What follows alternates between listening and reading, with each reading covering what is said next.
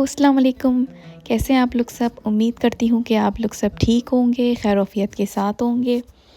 आज है 12 रमज़ान और आज का दिन ऐसा दिन है 12 रमज़ान जो मैं लाइफ़ में भी कभी भूल नहीं सकती। मैं भूलना चाहूँ तो भी मैं भूल नहीं पाती। मेरी लाइफ़ की बहुत ही इम्पोर्टेंट पर्सनैलिटी जो मेरे लिए सब कुछ थी, मेरी अम्मी। 12 रमज़ान के दिन उनकी डेथ हो गई। आज मेरी अम्मी को पूरे 4 साल हो जाएंगे उनकी डेथ को, लेकिन आज भी मुझे ऐसा लगता है जैसे मेरी तकलीफ़ आज भी बिल्कुल वैसी ही है जैसे पहले दिन थी जब उनकी डेथ हुई थी। जब भी रमज़ान आते हैं तो मेरी मेमोरीज़ जो हैं 2021 की वो दोबारा से रिवाइव हो जाती हैं और मुझे अपनी अम्मी का वो बेबस सा चेहरा बेड पे लेटी हुई, हॉस्पिटल के हम किस तरह से चक्कर लगा रहे होते थे, उस सब जो है ना मुझे याद आने लग जाता है, जो मेरे लिए काफ़ी पेनफुल होता है। 12 रमज़ान मैं कभी नहीं भूल पाती। जब मैं हॉस्पिटल गई तो मैं जब भी हॉस्पिटल जाती थी तो मैं अपनी अम्मी के कान के करीब तिलावत करती थी यासीन शरीफ की और सूरह रहमान की। सूरह रहमान ये सोच के पढ़ती थी कि इस सूरत में शिफ़ा है, मेरी अम्मी को शिफ़ा हो जाए और वो मिरेकली ठीक हो जाएँ। तो मैंने बिल्कुल वैसे ही किया, मैं तिलावत कर रही थी। फिर उसके बाद मैंने जब मेरी तिलावत हो गई तो मैंने मोबाइल पे भी तिलावत ऑन की और उनके कानों के पास मैंने मोबाइल रख दिया ताकि उनके कानों में आवाज़ जाती रहे और मैं उनका बस हाथ पकड़ के खड़ी रही। फिर थोड़ी देर बाद जो है वो गार्ड आता था, कहता था आप जाइए, टाइम आपका हो गया है, निकलिए आप जाइए। लेकिन क्योंकि अम्मी आईसीयू में थी तो वहाँ पे इतना अलाउ नहीं था जाना, लेकिन मैं फिर भी खड़ी रहती थी कि मुझे दिल ही नहीं करता था कि मैं वहाँ से जाऊँ, निकलूँ। फिर डॉक्टर साहब आए, 2 लोग आए और उन्होंने मुझसे कहा कि आप ना हमें टेस्ट लेना है, आप बाहर जाइए। तो मैं बाहर गई। जब मैं थोड़ी देर के लिए गई थी, 4-5 मिनट के लिए उन्होंने मुझे बाहर खड़ा कर दिया था। उसके बाद जब मैं अंदर आई हूँ तो मैंने देखा कि मेरी अम्मी सीधी-सीधी लेटी हुई हैं, ऑक्सीजन उनके मुँह से निकली हुई है, जितने भी वायर्स थे वो सब उनके उसमें से निकले हुए हैं। मुझे थोड़ा-सा शक हुआ। फिर उन्होंने मुझे जो एक चेयर दी और उन्होंने मुझे चेयर पे बिठाया और मुझसे कहा कि आपके साथ कोई जेंट्स नहीं है? मैंने कहा नहीं, मेरे साथ कोई जेंट्स नहीं है, जो भी है आप मुझे ना बता सकते हैं। फिर उन्होंने मुझे जो है अम्मी की जो ईसीजी रिपोर्ट होती है हार्ट की, जो बिल्कुल सीधी लाइन थी, वो उन्होंने मुझे दिखाई और दिखा के कहा कि शी इज़ नो मोर। तो वो जो वक़्त था ना वो मेरे लिए काफ़ी तकलीफ़देह था। मेरी समझ में ही नहीं आ रहा था कि मैं क्या कहूँ, क्या बोलूँ?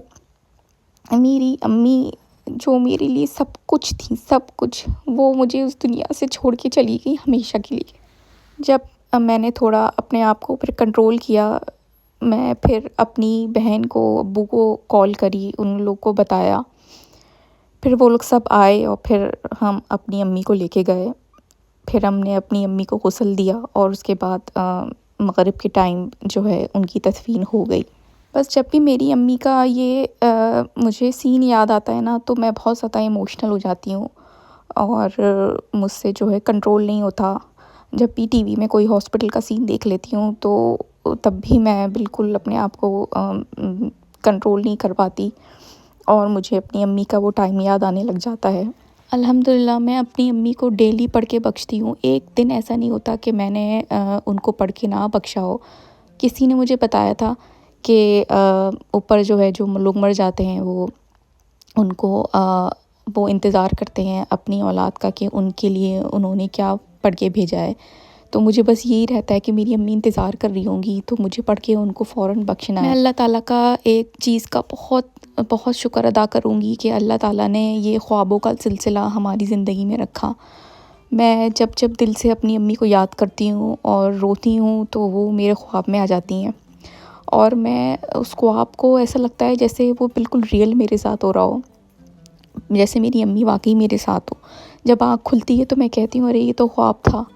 तो मैं इस चीज़ का अल्लाह का शुक्र अदा करती हूँ कि भले कुछ सेकंड के लिए ही सही, कुछ मिनट के लिए ही सही, एटलीस्ट वो मेरे पास तो आईं, मेरे ख्वाब में तो आईं और मैंने वो वक़्त जिया उनके साथ।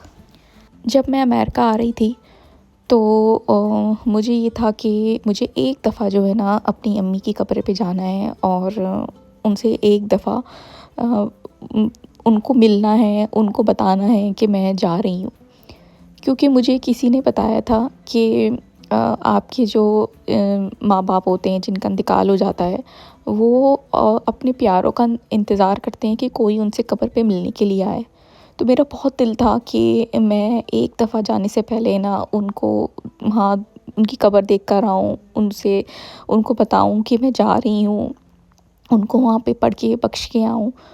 तो क्योंकि मेरा कोई भाई नहीं है, तो मैं ये सोचती हूँ क्या लड़कियाँ नहीं जा सकती?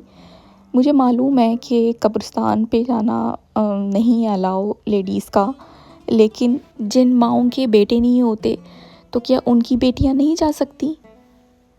तो मैं गई, मैंने अपने मामू को फ़ोन किया, उनसे मैंने कहा कि मुझे एक दफ़ा अम्मी की कब्र पे ले चलें और फिर मैं उनके साथ गई अपनी अम्मी की कब्र पर और उनसे मिलकर आई।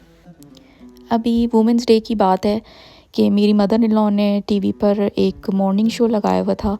उस पे जो है बिन्ते फ़ातिमा की सारी मदर्स आई हुई थीं और वो जिस तरह से रो रो के अपनी स्टोरी सुना रही थी कि हमारे बच्चे हमें यहाँ पे छोड़ के चले गए जबकि वो ज़िंदा हैं।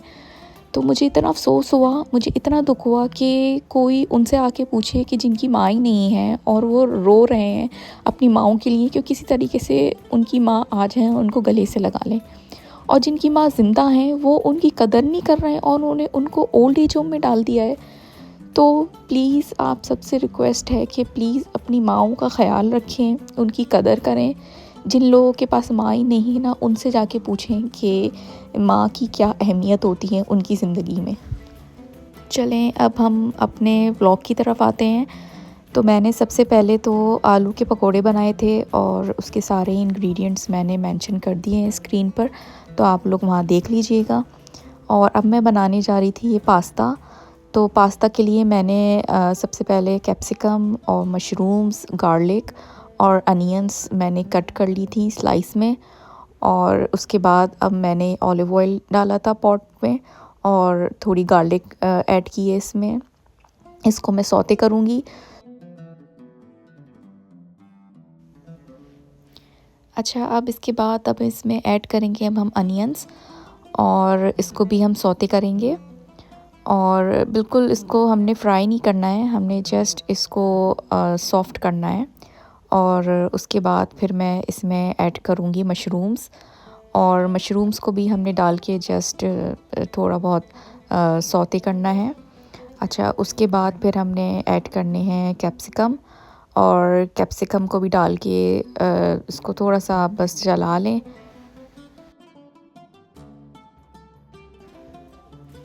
अच्छा, उसके बाद अब हम स्पाइसेस ऐड करेंगे। तो सबसे पहले तो मैं ऐड कर रही हूँ ओरिगानो। ओरिगानो मैं ऐड कर रही हूँ 2.5 टीस्पून। इससे जो है ना बहुत अच्छी पास्ता में जो है ना खुशबू आती है। उसके बाद मैं इसमें ऐड कर रही हूँ 1 टीस्पून चिली फ्लेक्स। उसके बाद अब मैं ऐड करूँगी इसमें इटालियन सीज़निंग और ये मैंने just half tea spoon add किया है। अब मैं इसमें ऐड कर रही हूँ 1 teaspoon salt as per your taste. उसके बाद हम इसको अच्छे से मिक्स करेंगे। अच्छा, मिक्स करने के बाद मैंने जो है लिया है ये डाइस्ड टोमेटोज़ का केन। तो इसमें जो है ना सारे टोमेटोज़ छोटे-छोटे क्यूब्स में कट हुए थे, तो मैंने इसको ब्लेंड कर लिया है। और ब्लेंड करने के बाद अब मैं ये टोमेटो का पेस्ट ऐड कर रही हूँ। अगर आपके पास ये केन नहीं है तो आप फ्रेश टोमेटोज़ को भी कट करके पेस्ट बना के ऐड कर सकते हैं। तो उसके बाद अब मैं इसमें ऐड कर रही हूँ 1 टीस्पून ब्लैक पेपर और फिर मैं ऐड करूँगी वाइट पेपर, वो भी 1 टीस्पून ऐड करूँगी। और उसके बाद फिर इसको हम मिक्स करेंगे। ओरिगानो और इटालियन सीज़निंग ऐड करने के बाद इतनी अच्छी स्मेल आ रही थी और मेरा रोज़ा भी था उस टाइम पर। तो हमारा जो ये मसाला है ये रेडी हो गया है। अब इसके बाद मैं इसमें ऐड कर रही हूँ क्रीम। आपके पास कोई भी क्रीम हो आप वो ऐड कर सकते हैं। तो मेरे पास ये व्हिपिंग क्रीम थी, ये मैंने वॉलमार्ट से ली थी, तो मैं बस वो ऐड कर रही हूँ। ये आप अपने मर्ज़ी के मुताबिक ऐड कर सकते हैं।